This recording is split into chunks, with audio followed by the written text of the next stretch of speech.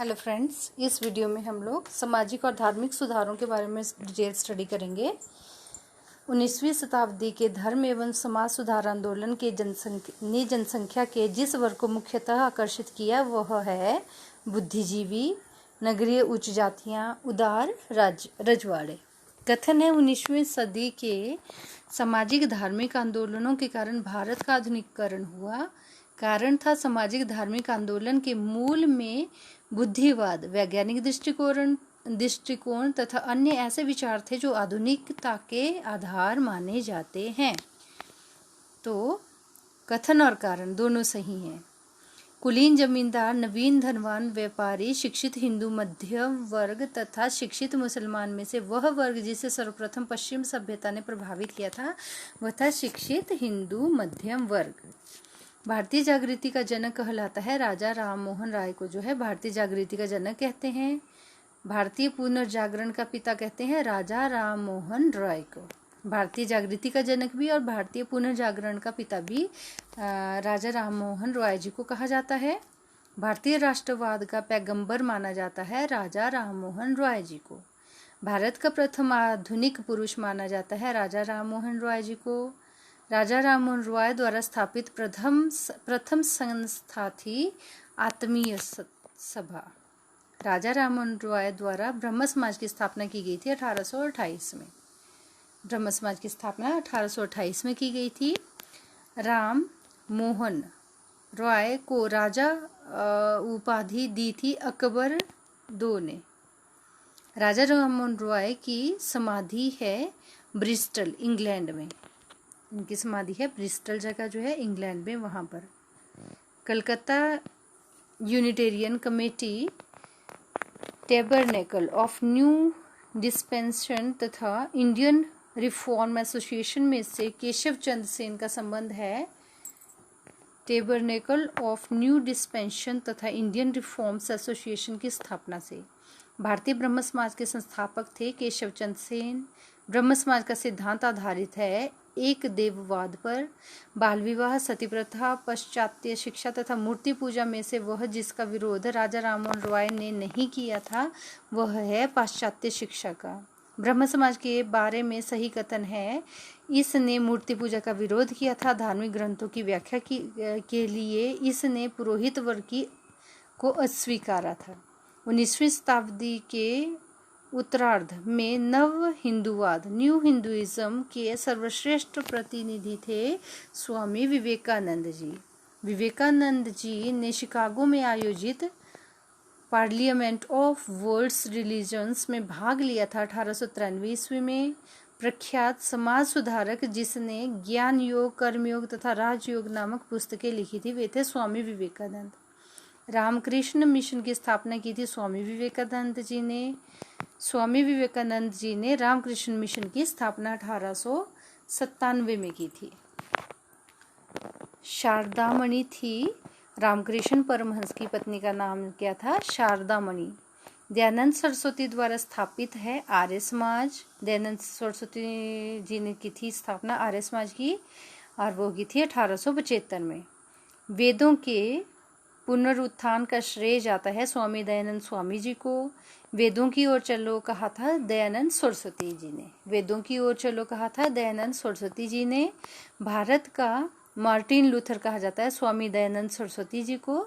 सत्यार्थ प्रकाश की रचना की थी स्वामी दयानंद सरस्वती जी ने। सत्यार्थ प्रकाश पवित्र पुस्तक है आर्य समाज की। शुद्धि आंदोलन का समर्थन किया गया था आर्य समाज द्वारा। अच्छा शासन स्वशासन का स्थानापन्न नहीं है कहा था स्वामी दयानंद जी ने। वह व्यक्ति जिसने सर्वप्रथम स्वराज्य शब्द का प्रयोग किया और हिंदी को राष्ट्रभाषा माना वह थे स्वामी दयानंद जी। तुलसीदास जी, राजा राम मोहन राय जी, स्वामी विवेकानंद जी तथा दयानंद सरस्वती का सही कालक्रम है। पहले तुलसीदास जी आए थे, फिर राजा राम मोहन राय, फिर दयानंद सरस्वती और लास्ट में आए थे स्वामी विवेकानंद जी। महाराष्ट्र में प्रार्थना समाज की स्थापना की थी आत्माराम पांडुरंग ने।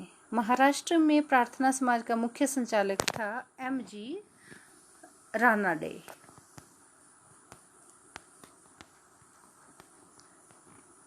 देव समाज के संस्थापक थे शिव नारायण अग्निहोत्री। 1873 ईस्वी में सत्यशोधक समाज की स्थापना की थी ज्योतिबा फुले ने। गुलामगिरी का लेखक था ज्योतिबा फुले। पिछड़े वर्गों का उत्थान मुख्य कार्यक्रम था सत्यशोधक समाज का। सत्यशोधक समाज ने संगठन किया था महाराष्ट्र में एक जाति विरोधी आंदोलन। वह बंगाली नेता जिसने सामाजिक धार्मिक सुधारों का विरोध किया और रूढ़िवादिता का समर्थन किया था वे थे राधाकांत देव।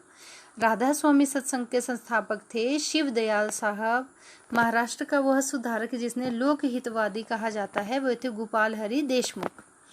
महाराष्ट्र में विधवा पुनर्विवाह हेतु अभियान का नेतृत्व किया विष्णु परशुराम पंडित ने। 19वीं सदी के महानतम पारसी समाज सुधारक थे Behramji M Malabari. The age of consent act पारित हुआ 1891 में। उसका प्रधान संबल प्रिंसिपल फोर्टे था सामाजिक और धार्मिक सुधार। उसने सामाजिक बुराइयों के निराकरण के लिए विधान निर्माण का सहारा लिया और बाल विवाह पर्दा प्रथा के उन्मूलन के लिए अविराम परिश्रम किया। सामाजिक समस्याओं पर राष्ट्रीय स्तर पर विचार विमर्श को प्रोत्साहित करने हेतु उसने भारतीय राष्ट्रीय सामाजिक सम्मेलन का उद्घाटन किया, जिसके अधिवेशन बहुत वर्षों तक भारतीय राष्ट्रीय कांग्रेस के साथ साथ होते रहे। इस उदाहरण में सांकेतिक व्यक्ति हैं महादेव गोविंद रानडे। भारतीय स्वतंत्रता आंदोलन के समय राष्ट्रीय सामाजिक सम्मेलन नेशनल सोशल कॉन्फ्रेंस का गठन किया गया था। इसके गठन के लिए उत्तरदायी कारण था भारतीय राष्ट्रीय कांग्रेस अपने कार्यक्रम में सामाजिक सुधारों को नहीं रखना चाहती थी, इसलिए प्रस्तुत उद्देश्य के लिए उसने अलग से संगठन बनाने का सुझाव दिया। यह सही कथन है। केशव चंद्र सेन के नेतृत्व में ब्रह्म समाज ने नारी शिक्षा के लिए आंदोलन चलाया। विनोबा भावे ने शरणार्थियों में काम करने के लिए सर्वोदय समाज की स्थापना की। 1856 में कानून पारित हुए वह है धार्मिक सुविधा कानून तथा हिंदू विधवा पुनर्विवाह कानून। पश्चिमी भारत के D.K. कर्वे का नाम जिस संदर्भ में आता है वह है स्त्री शिक्षा विधवा पुनर्विवाह। वह व्यक्ति जिसने विधवा पुनर्विवाह के लिए संघर्ष किया और उसे कानूनी रूप से वैध बनाने में सफलता प्राप्त की वे थे Ishwar Chandra Vidyasagar ji.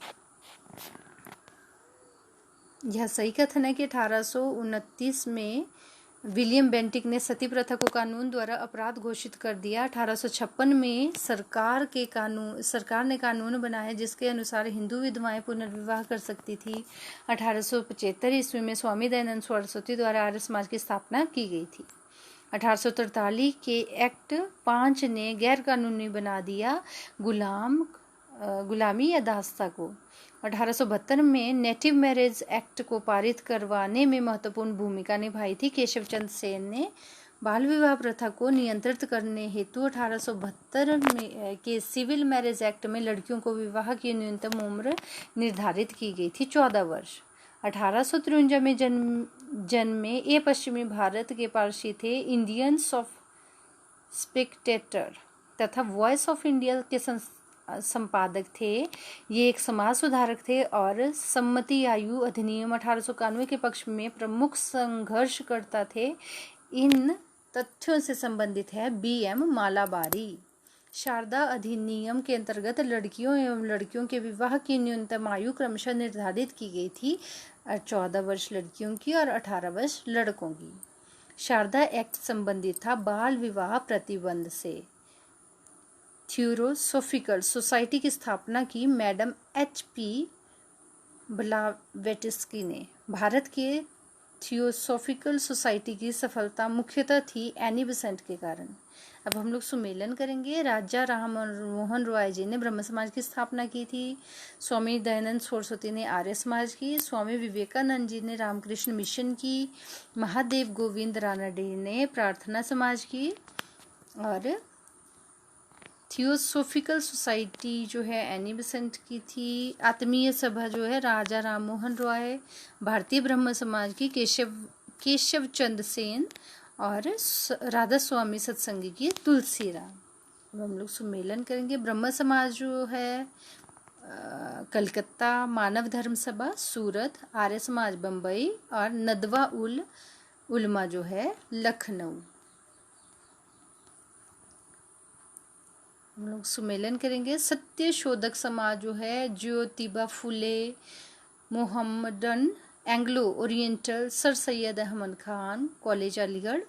Tattvabodhini Sabha Debendranath Tagore, the servants of Indian society Gopal Krishna Gokhale.